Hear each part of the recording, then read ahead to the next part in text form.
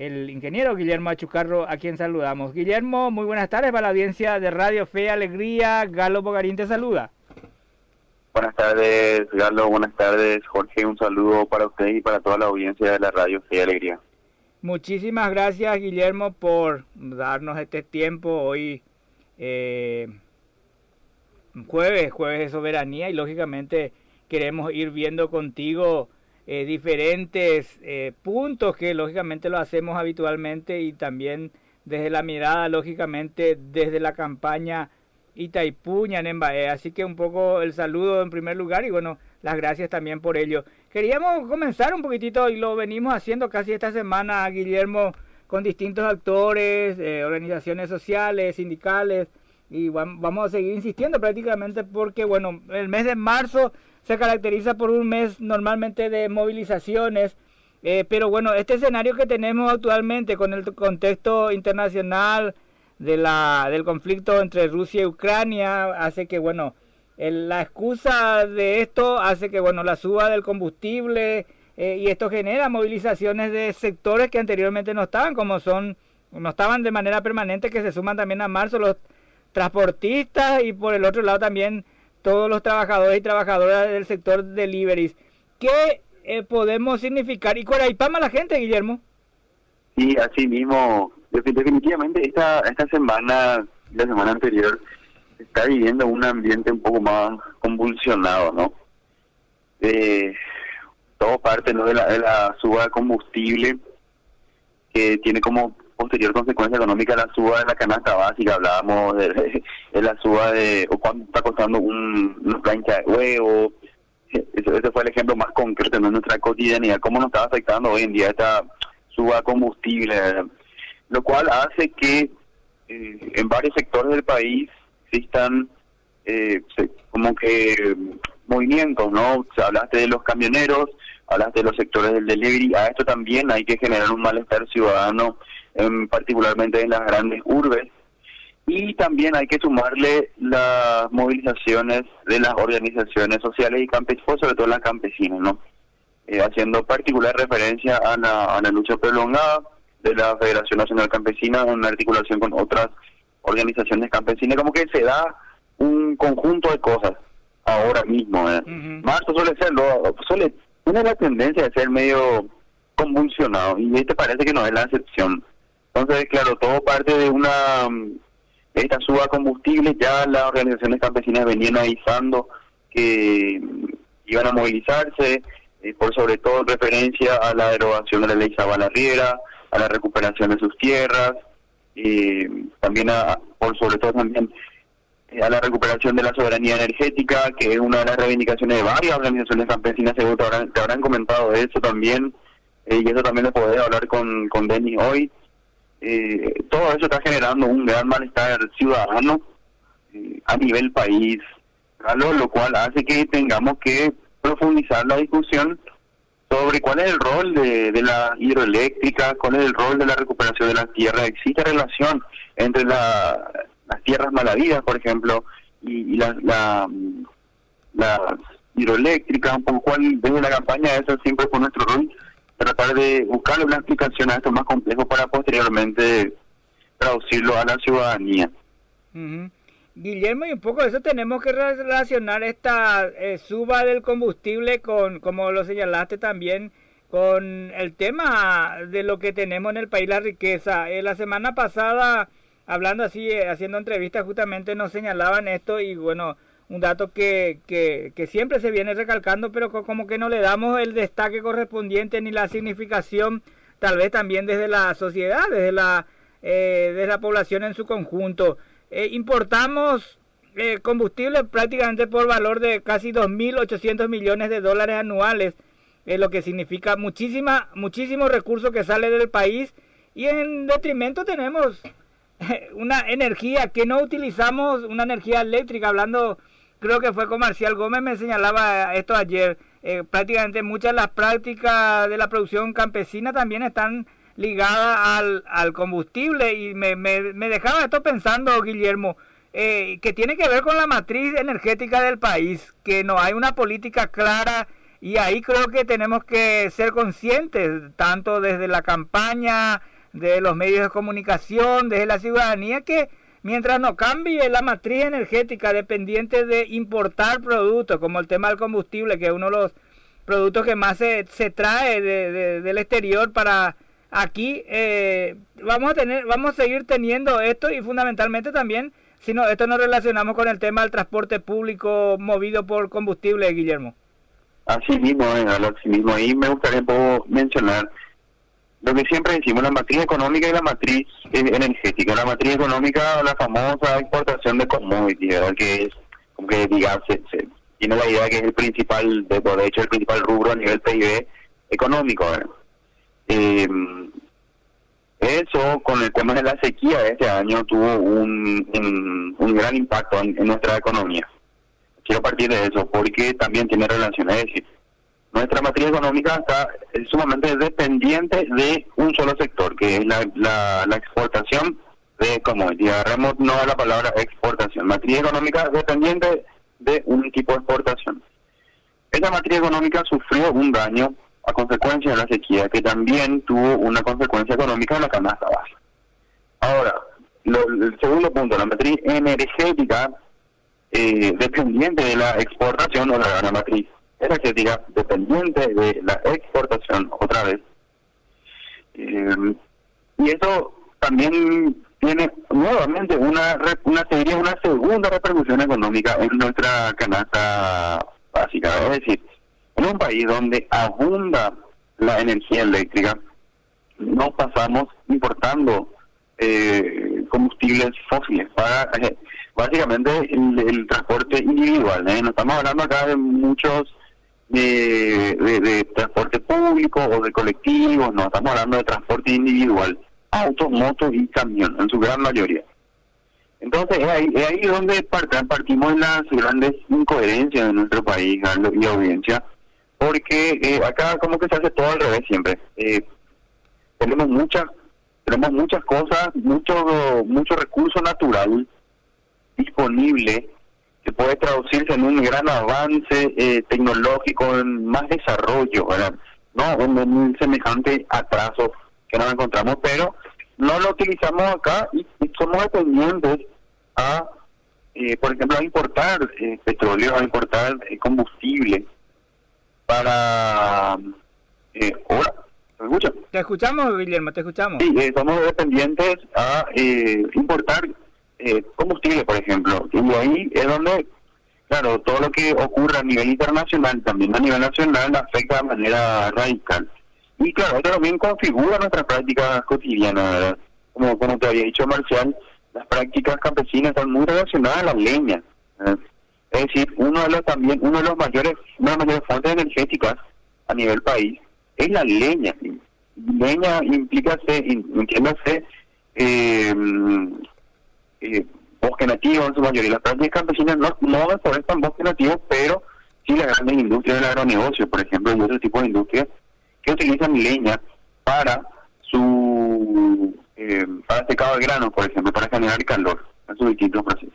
Entonces hay tres cosas, ¿verdad? La matriz económica dependiente de la exportación de commodities, la matriz energética dependiente de la importación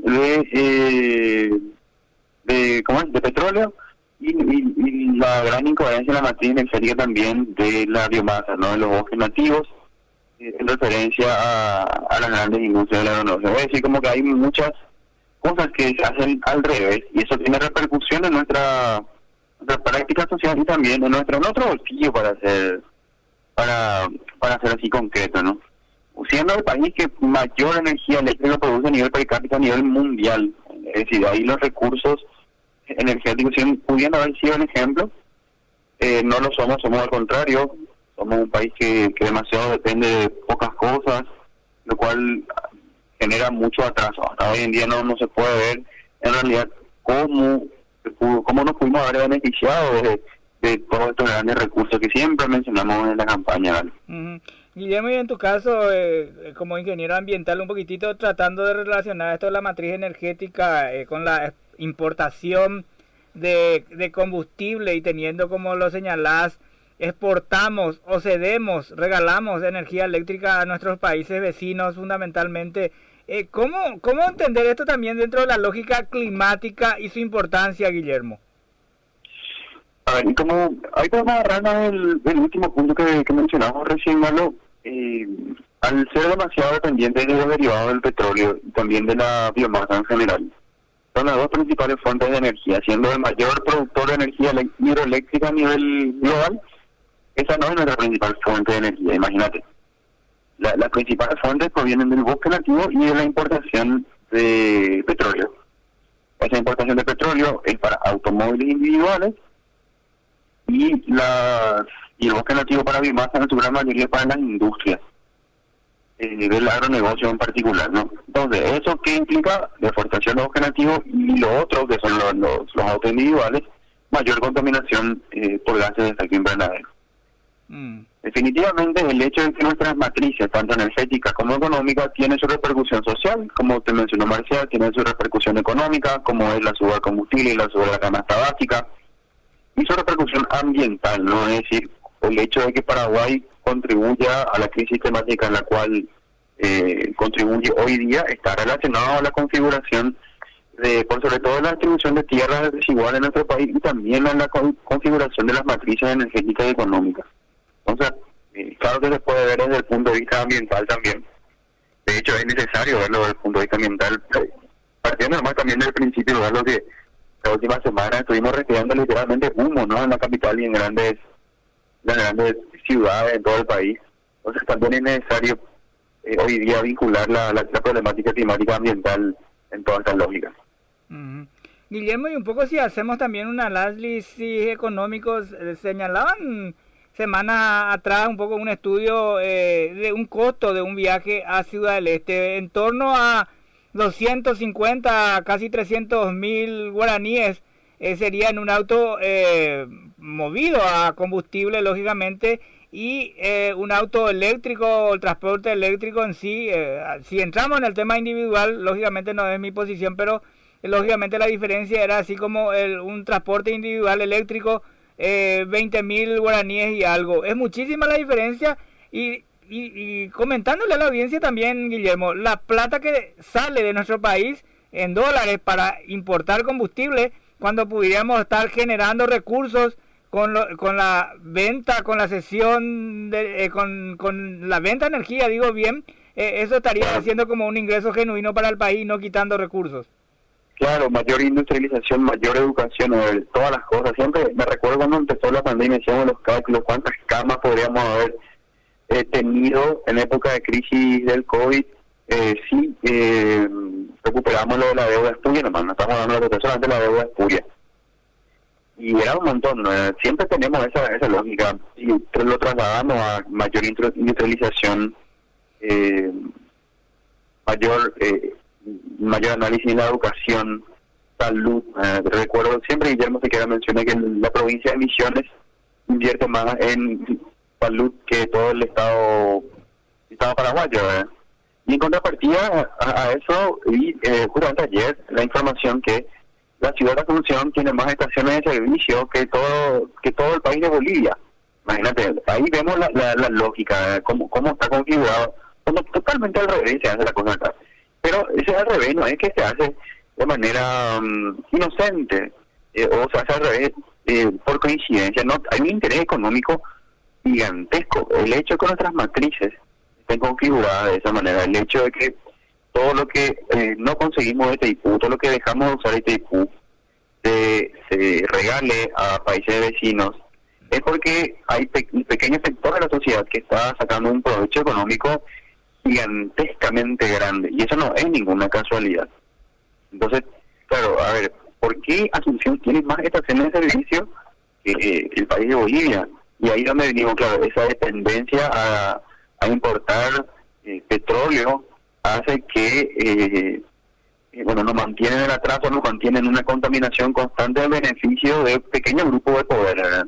Le decimos en la campaña a los impostores de los hidrocarburos, ¿verdad?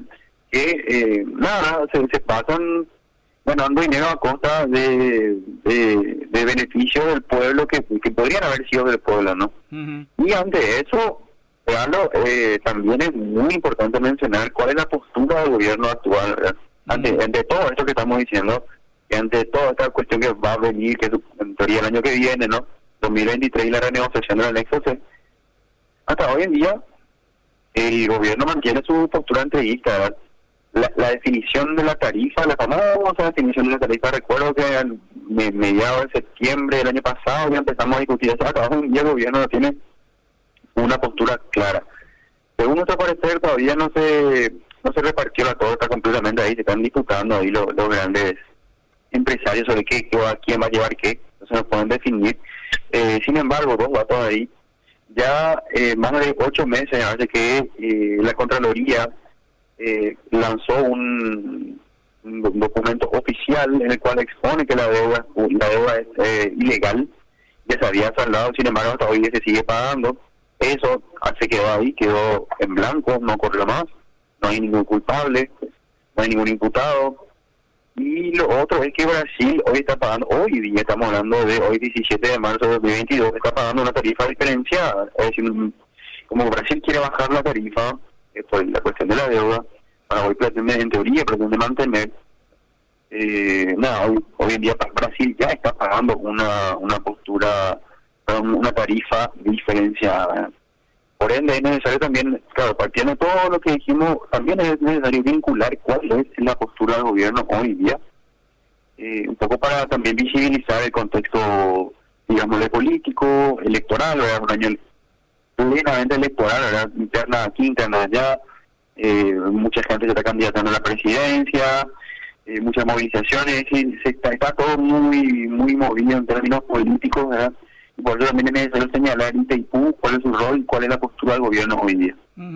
Justo te iba a consultar eso también, Guillermo, de hecho el tema esto de mirar un poco lo que va sucediendo, las movidas o no movidas desde el gobierno nacional. A propósito de ello, 2 días atrás, el ministro de Relaciones Exteriores señalaba a Guillermo un poquitito tal vez un análisis al respecto. Decía él, el precio de la tarifa de Itaipú llama la atención, el silencio estridente de Brasil, y entre algunas otras cosas señalaba esto, que prácticamente definía también, de hecho, tal vez leer entre comillas, que conviene señalar que tendremos 2 gobiernos diferentes a partir de abril en Brasil de 2023 y en Paraguay a partir también de abril. Entonces, toda esta serie de situaciones que en algún momento tratan de, salir a defenderse ante esto que señalamos. El gobierno sigue teniendo su agenda, sigue teniendo una agenda entreguista, si bien para afuera se señala que se defienden los intereses del país, en la práctica no sabemos qué realmente se está negociando y por qué este silencio también que dice el ministro de Relaciones Exteriores sobre Brasil, pero sabemos bien también que el lado paraguayo está en ese profundo silencio, Guillermo. Sí, así como bien decía, el gobierno está, de hecho desde el inicio de la campaña decimos básicamente lo mismo, una agenda completamente entreguista, eso no cambió en lo más mínimo, hoy en día no es la excepción. La definición de la tarifa en particular se sigue dilatando, antes un Brasil ya se posicionó ante esto, es más, hoy está pagando una tarifa diferenciada, como si fuera lo que ya no se le regala más o menos la energía. Entonces, es un poco cabe mencionar que esto viene siendo así desde hace varios años. Guillermo. Sí, hola. No, cuando decimos un poquitito, ese silencio del gobierno, lógicamente no es solamente con relación al tema de la tarifa, porque Paraguay tiene muchísimas cuestiones que tendría que estar poniendo sobre la mesa y no es solamente el tema de la tarifa. Cuando hablamos de el famoso ya pago de las deudas puras que seguimos pagando en este año 2022 cuando no deberíamos hacerlo, debería estar reclamando otros pendientes que tiene el lado paraguayo con el tema de Itaipú y que no se ponen sobre la mesa. No escuchamos posicionar eso en la mesa de negociación, en este caso que tendría que ser el poder mirar estos temas en el Consejo de Itaipú, Guillermo. Sí, como bien decíamos, hay un montón de cosas que se deberían, un gobierno verdaderamente soberano ya debería haber tomado cartas en el asunto. No hace 8 meses la Contraloría de este gobierno, imagínate, la Contraloría de este gobierno que decimos que de entrevista, ya demostró que la deuda era ilegal y que fue saldada.